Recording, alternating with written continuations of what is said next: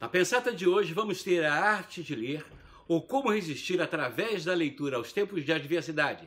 Vamos ter Dante Alighieri, Primo Levi, Frederic Forsyth, o Vingador.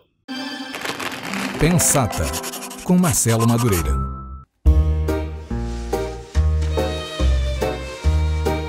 Pois é, o espaço aqui em casa já estava ficando escasso e eu concluí que deveria me desfazer de alguns volumes da minha biblioteca. Que dúvida atroz! Eu tenho aqui na minha biblioteca os livros que são meus grandes amigos e que me ajudaram em momentos difíceis da minha vida. É muito difícil separar-se deles. Na verdade, quando eu digo que os livros me ajudaram em tempos difíceis, eu não quero dizer nada de livro de autoajuda, não. Na minha opinião, modestíssima, 90% dos livros de autoajuda são pura picaretagem. Eles só autoajudam a enriquecer o cara que escreveu o livro. Mas aí também ele está certo, compra quem quer. Livros, apenas livros comuns, foram de grande valia para mim para atravessar momentos difíceis e também foram muito bons companheiros em momentos de bonança, né? Me proporcionaram um bom divertimento, aumentar o meu conhecimento, enfim. Livros sempre são bons amigos e você se descartar de alguns é muito difícil, você precisa construir alguns critérios bastante rigorosos e ser bastante pragmático, às vezes cruel consigo mesmo. Vocês estão vendo aqui a pilha de livros que eu já separei para doar, presentear alguns amigos, vender, mesmo porque tem alguns bem valiosos. Eles já são contados, hein? Mais de 1000 livros. Muitas pessoas dizem que deixar um livro numa estante é deixar ele ali, triste e abandonado. Os livros têm que circular de mão em mão, serem lidos. E essas pessoas têm toda a razão. Mas eu sou muito ligado aos meus livros. Eu gosto de ter eles perto. Pois é, você sabe que o livro está lá. Às vezes, né, basta abrir num capítulo, ler um parágrafo, ver uma ilustração, ou mesmo olhar a capa e aquilo ali te acalma, te acerta a vida, te põe de novo no eixo. Por exemplo, esse livro aqui, Chove sobre a Minha Infância, do paranaense Miguel Sanches Neto.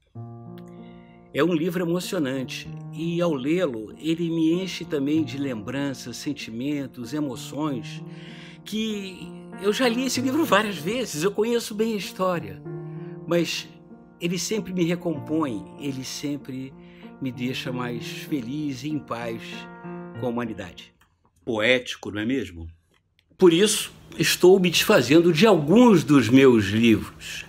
Não que eu não goste mais deles, mas eu tenho certeza que eles vão trazer alegria, prazer, passatempo, consolo para outras pessoas que também estão precisando. E além do mais, tem muito livro que vai ficar ainda muito tempo aqui comigo. Quer dizer, eu espero, né? Pois, como eu diria Marx... Não é o Karl Marx. Eu me refiro ao Groucho Marx. Como já disse Groucho Marx, um dos irmãos Marx, né, os famosos comediantes, humoristas americanos. Vou bem, obrigado. Quem é você? Eu também vou bem, mas não pode entrar sem dar a senha. Grande Groucho Marx disse: Outside of the dog, a book is the man's best friend. Because it's too dark to read inside of a dog. Ele quer dizer o seguinte: tirando o cachorro, né, o livro é o melhor amigo do homem. Mas na verdade é um jogo de palavras, porque outside em inglês quer dizer tirando fora o cachorro, o livro é o melhor amigo do homem. Mas como outside também quer dizer do lado de fora, né, ele jogou com inside, que é o lado de dentro, e disse: olha, e o lado de dentro do cachorro é muito escuro para ler. Bem, vamos ver o que tem de interessante para a gente comentar hoje aqui no Pensata. Vamos lá... Ah, esse aqui. A Arte de Ler, de Michelle Petit. Michelle Petit é pesquisadora do Laboratório de Dinâmicas Sociais dos Espaços, do CNRS. CNRS quer dizer Centre National de Recherche Scientifique, claro, da França. A pesquisa de Michelle Petit, nesse livro aqui, A Arte de Ler, cujo subtítulo é Como Resistir a adversidade, mostra que jovens carentes, jovens que vivem ou viveram em zonas de conflito, que sofreram muito estresse, violência, que atravessaram momentos difíceis das suas vidas, principalmente jovens muito pobres de cidades aqui da América Latina, conseguiram, através da leitura, reconstruir, dar novo significado às suas vidas. E isso é um estudo científico, hein? Então a Michelle Petit resolveu entrevistar, pesquisar bibliotecários, educadores, professores, pedagogos, pessoas que participam de círculos de leitura para jovens, enfim, e entrevistar os próprios jovens para investigar como a leitura ajudou e continua ajudando a melhorar as pessoas que atravessam situações difíceis ou mesmo vivem em péssimas condições de vida, de habitabilidade, sem esgoto, né, sem educação, sem segurança.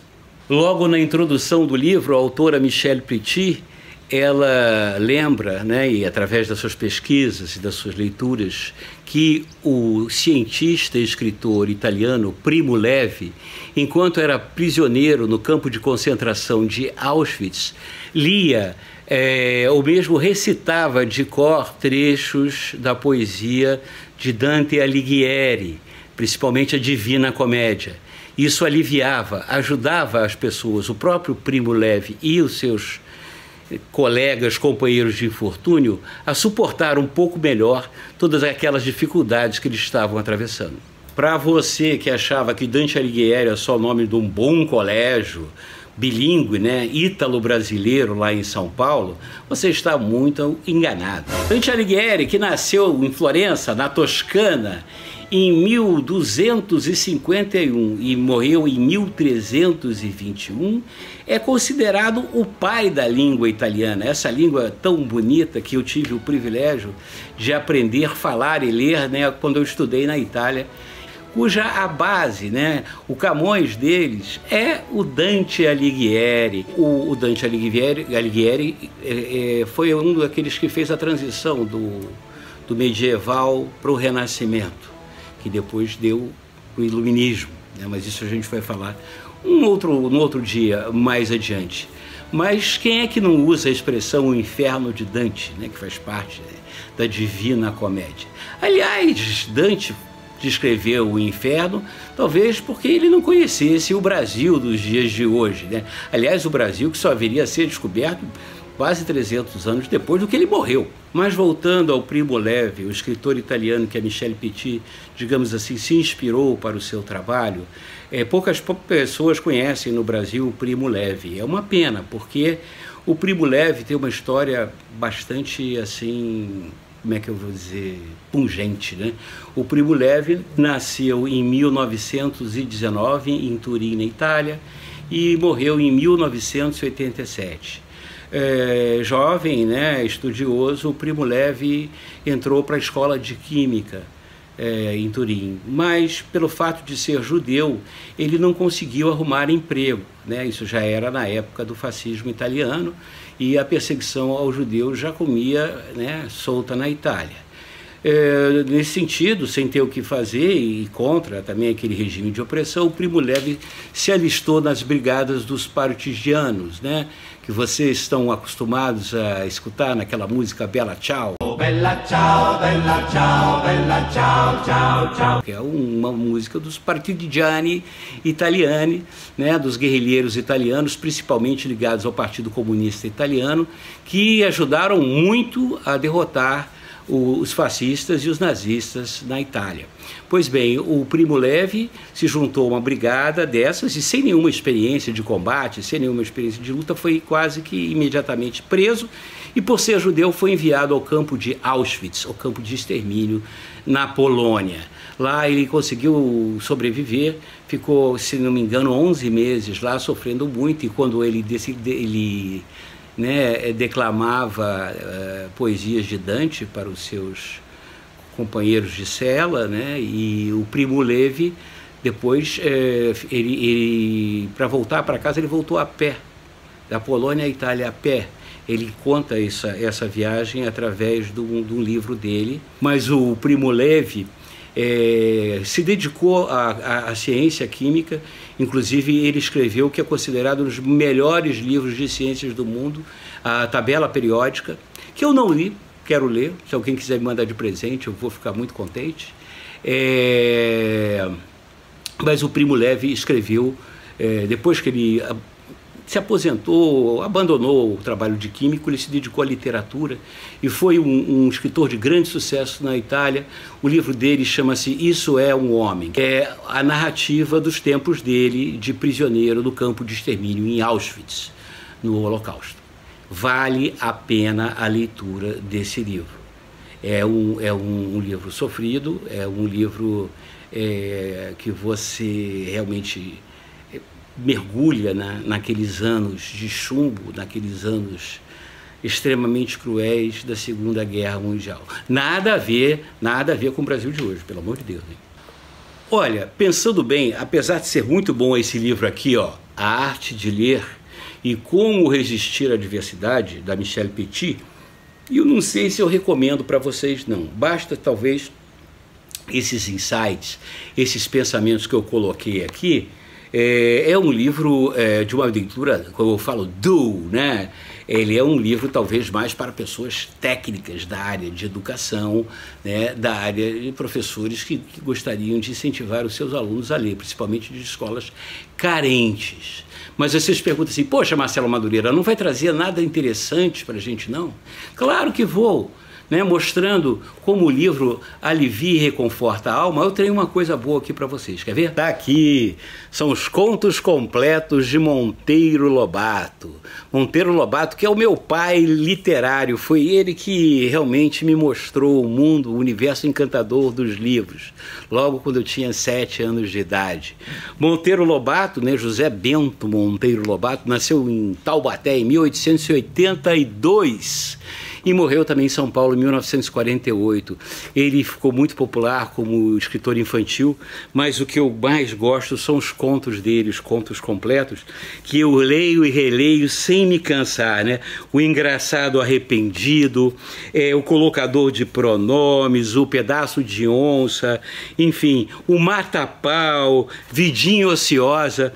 São contos deliciosos e que fazem muito bem a alma, são divertidos, são engraçados. Teve alguns que viraram filmes, como O Comprador de Fazendas. Enfim, esse aqui, talvez seja o filé mignon da vasta obra do Monteiro Lobato, né? O Engraçado Arrependido, para mim, é uma história fantástica, porque ele mostra a história de um sujeito do interior que ele ganha a vida sendo engraçado, mas não é humorista, não é comediante. Ele faz pilhérios o tempo todo, brinca o tempo todo, é engraçado, e assim ele consegue se sustentar, viver a sua vida. Um belo dia ele se cansa dessa vida, digamos assim, de mico de circo profissional, de bobo, sei lá, da corte, e resolve virar um cara sério, inclusive tentar um emprego público. E vocês têm que ler para ver o que aconteceu com o nosso coitado do Engraçado Arrependido. Monteiro Lobato na veia dá muita alegria.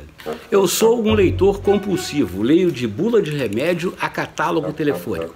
Se é que algum de vocês chegou a folhear um catálogo telefônico, que era uma maçaroca desse tamanho com o número de telefone de todo mundo. Eu costumava dizer que a história era meio chata, mas tinha muitos personagens interessantes. Uma piada, né? Claro. Bom, mas vocês sabiam que as bulas de remédio não são escritas por farmacêuticos, nem por médicos, nem por cientistas. Elas são escritas por advogados, justamente para os laboratórios tirarem o seu da reta, caso alguma coisa dê de errado, né, no consumo do remédio. Mas se você ainda não foi infectado pelo vírus da leitura, tem também o vírus do filme, do cinema. E hoje, né, tem desculpa, né? Você tem aí tantas plataformas, né? Tem o Netflix, Amazon Prime, tem a Disney, tem o Hulu, outras que estão chegando aí, YouTube. Eu sou um frequentador assíduo, acho coisas interessantíssimas no YouTube. Mas as pessoas sempre perguntam assim, tem uma diferença, né, entre ler e ver um filme. São experiências muito distintas, né? A ideia de ir no cinema, aliás, que eu nem sei se vai continuar depois da pandemia, né? Mas eu achava fascinante a coisa do cinema, é que algumas pessoas, completamente por acaso, escolhiam numa determinada hora ver um determinado filme, numa sala escura, numa tela imensa, desproporcional, né? O cinema, eu dizia um professor meu do colégio de aplicação, era realmente a sétima arte, porque ela reunia, né, todas as artes numa só, a música, a poesia, a própria literatura, enfim, era realmente a sétima arte. A experiência do cinema, né, ela é realmente fantástica, principalmente essa que era proporcionada pela sala de cinema, né, aquela, quando o herói escapa todo mundo bate palma, fica feliz, comenta com o cara do lado. O cinema teve, pelo menos, um papel muito importante na nossa sociedade, não só pelo que acontecia na tela, mas também pelo que acontecia, né, nas poltronas do cinema, quantos amores, quantas sacanagens, quantos beijos roubados, né, quantos namoros e quantas separações, né? Eu sou um cara, por exemplo, que facilmente me emociono em filmes, em livros também, mas muito em filme, porque o filme tem a música incidental, né? Então, realmente, o filme é uma experiência fantástica. Eu acho que a gente tem que reaprender, talvez, essa experiência agora, que a gente fica mais restrito à tela, que a exibição que a gente tem hoje nas televisões é excelente, né? Cada vez mais os televisores têm uma reprodução de imagem e som ótima e o preço é cada vez mais acessível. E as pessoas, hoje em dia, por um preço razoavelmente barato, têm um acesso a um acervo de obras de cinema que é fantástico, né? Que é enorme. Se você comparar, por exemplo, uma família ou um casal e assistir um filme, normalmente os cinemas ficam em shopping, né, quando tem cinema. Aí tem o estacionamento do shopping, né? Normalmente tem um sorvete, tem a pizza, enfim, o cinema passa a ser quase que uma experiência proibitiva, né? Além do mais, do ponto de vista, né, de negócio, aquela área enorme do cinema, aquela metragem imensa no shopping, ela só é ocupada durante poucas horas do dia, né? Pelo menos a partir da primeira sessão da tarde até a última da noite, e mesmo nos dias de semana por muito pouca gente. É muito custoso manter um filme hoje. Por outro lado, você conseguiu democratizar a indústria de cinema a ponto de todo mundo assistir grandes séries, né? E isso eu acho extremamente democrático e contribui para a melhoria dos seres humanos. Desde que vocês vejam bons filmes, né, que tem muita porcaria também. Mas, voltando, qual é a diferença, Marcelo Madureira, para a literatura, para o livro? Bom, a primeira coisa do livro o livro é uma experiência individual, né, ao contrário do cinema, que normalmente é uma experiência coletiva, né? Você pelo menos assiste um filme em casa com mais alguém.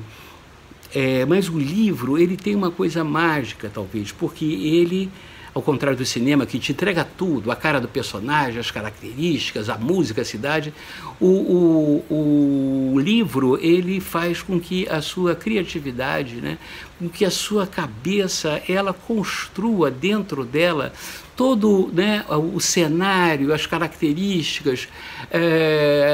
O livro te provoca muito mais insights, né? Que são insights? Insights são coisas ideias que você tem a partir de um determinado estímulo, principalmente de uma leitura ou vendo uma obra de arte. Aquilo te dá uma ideia, e essa ideia, você aprofundando essa ideia, isso provoca em você o que se chama de insight, né? Uma coisa para dentro, né? Você vê, aqui pode te dar a ideia de uma coisa para fazer, de um negócio para começar, de uma coisa para falar para uma pessoa, de um comportamento. Mais recentemente eu vi um excelente filme, uma série argentina chamada Quase Feliz, né, com Sebastián Weyrich, um famoso radialista argentino. Como está lidando com a separação? Você está querendo que eu te fale como eu estou desde que me separei de você? Você é o pai dos meus filhos, eu quero que esteja bem, que seja feliz. Quero saber como você tá. Eu me identifiquei muito com esse cara. Se estou e me digo. As coisas que me fazem feliz. Isso me dá vontade de viver. Com relação aos livros, nem sempre cai bem um livro sério, um livro que provoca a gente muitos insights. Às vezes um livro bobo, né? Bobo no bom sentido do termo, um livro ligeiro, um livro leve, um livro divertido, cai muito bem. Eu, por exemplo, recentemente, com a cabeça muito cheia, eu li O Vingador, do Frederick Forsyth. Frederick Forsyth, o Forsyth, como não sei a pronúncia exata, é um escritor britânico de muito sucesso, né? Ele escreveu O Dia do Chacal, né? Sobre aquele atentado contra o De Gaulle. Enfim, ele escreve umas narrativas, como se diz hoje em dia, de suspense, thriller, aventura, espionagem, aquela coisa toda. Mas é uma leitura que é muito divertida e ajuda a distrair a cabeça. Então eu resolvi ler O Vingador, que é a história de um rapaz muito rico dos Estados Unidos que resolve trabalhar, fazer um serviço assim, colaborativo, voluntário, para ajudar lá as vítimas do conflito entre a Sérvia e a Croácia, quando teve a dissolução da Iugoslávia nos anos 90. A história é em torno do avô desse rapaz, né, que resolveu então vingar a morte do neto, e para isso ele contrata um vingador. O Vingador é um sujeito esquisitíssimo, né? Um cara que era combatente das forças especiais do Vietnã, conta toda a história dele, e o livro conta toda essa história do Vingador atrás desse croata, que por acaso se escondia aqui na América do Sul. Pelo menos dessa vez não era no Brasil, né? Um país lá que ele inventou. Mas eu não vou falar mais, senão o seu resto é spoiler. Esse aí, O Vingador, está até naquela minha pilha de livros para dar lá, porque eu já li. Vamos passar para frente. O Vingador é uma dessas histórias rocambolescas. Você já deve ter ouvido falar esse termo, uma história rocambolesca. Da onde vem isso, rocambolesco? Rapaz, isso veio do século XIX. De um personagem chamado o Rocambole.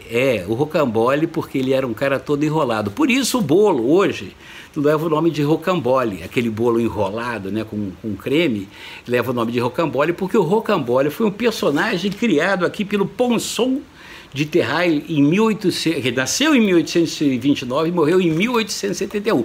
Ele criou esse personagem lá em meados do século XIX, e através de folhetins. Folhetins eram, digamos assim, os pais das novelas da televisão, né, os avós, porque antes veio a novela do rádio. Os folhetins eram capítulos, né, histórias que vinham em capítulos dos jornais, que eram publicadas diariamente, né, como é a novela, para justamente prender os leitores. Né? Aqui no Brasil, vários e vários grandes escritores publicavam folhetins. Né? José de Alencar, que me vem à cabeça, se não me engano, até o próprio Machado de Assis, Lima Barreto, vários e vários grandes escritores publicavam folhetins e eram muito populares, porque eram histórias que acabavam, no final, virando livros. O Rocambole acabava virando uma série, tanto que o Jean, como é o nome dele? Jean de Terrail resolveu uma vez matar o Rocambole e o público não aceitou, né? Ele teve que ressuscitar o Rocambole, e por isso mesmo O Vingador é uma história bem rocambolesca. Pois é, a gente falou tanto de livros e de escritores, agora vou falar de um leitor, que é um menino de 12 anos na Bahia, chamado Adriel de Oliveira. Ele tem uma biblioteca de 180 livros, mas ele estava tendo que se desfazer dos seus livros porque a situação financeira dos pais dele não era boa, então ele estava vendendo seus livros para ajudar nas despesas de casa. O Adriel, com 12 anos, já escrevia, fazia mais ou menos o que eu faço aqui no Pensata, fazia resenhas de livros, tinha mais de 650 mil seguidores no Instagram, se não me engano. E o Adriel resolveu, mesmo assim, tendo que vender a sua pequena biblioteca, ele resolveu retomar as suas resenhas, e aí ele foi objeto de um ato de racismo. O Adriel, que está na 7ª série do colégio, ele falou, eu não vou nem repetir as palavras aqui, que são muito, mas ele achava que esse menino, por ser negro, parar de ser trouxa e se conformar em ser preto e pobre e fazer trabalho braçal e tal. O importante é a resposta do Adriel, que eu vou ler aqui. O Adriel denunciou o caso na sua página, né, e publicou a resposta, abre aspas. Aprende a escrever, cara. Isso não é um insulto. É sim um conselho. Em pleno século XXI, pessoas ainda são racistas, atualize-se. Insultos acabam com o psicológico das pessoas fracas. Esse tipo de coisa não me abala em nenhum ponto. Aliás, tenho orgulho de ser negro. Muito bem, Ariel. Eu mesmo, por ser caucasiano, retinto, me solidarizo com você, vejo você como um companheiro de leitura e estou procurando entrar em contato com você para bater um papo aqui, quem sabe no Pensata, para a gente trocar ideias sobre livros. O que você acha, Adriel? Vamos lá, vocês acham legal? Eu vou ver se eu preparo isso ainda para esse mês. É isso aí, pessoal. Nós vivemos tempos difíceis e a gente sabe que nos livros e nos filmes a gente encontra algum ponto de refúgio para pelo menos ter um pouco de alívio dos sofrimentos da vida cotidiana, não é verdade? Principalmente nesses tempos que a gente está vivendo, tempos de pandemia, né? Em que a gente fica trancado em casa, sem ver muitos amigos, né? Sem ter muito contato com outros seres humanos, sem dar um abraço, um aperto de mão, um beijo. É muito difícil. Assistir bons filmes, ler bons livros, ajuda a gente a manter a nossa saúde mental, não é verdade? E, além disso, os livros ajudam a gente a entender os tempos em que a gente está vivendo. Eles ajudam a entender a transitoriedade das coisas. Tudo passa, isso vai passar. Mas quando? Ninguém sabe. Por isso, continue lendo. Não se esqueçam de me acompanhar nas minhas redes sociais, no Instagram, Facebook, Twitter, enfim, TikTok e tudo mais. E eu queria aproveitar também, para lembrar vocês de inscreverem-se no meu canal, mandarem seus comentários e também os seus likes. Me deem uma chuva de likes. Eu quero aproveitar também aqui a Insancha para recomendar mais um canal que a Flox, a minha produtora, está lançando, que é o canal do Sérgio Besserman. É um canal chamado assim, Quem Sapiens fala de ciência, fala de meio ambiente, fala do pensamento, de filosofia. É um canal realmente muito interessante. O Sérgio Besserman, eu sou suspeito para falar dele. Eu acho que o Sérgio Besserman é o Harari brasileiro. Visitem lá, depois vocês me contam. E é isso aí, pessoal. Um beijo, um queijo, tchau.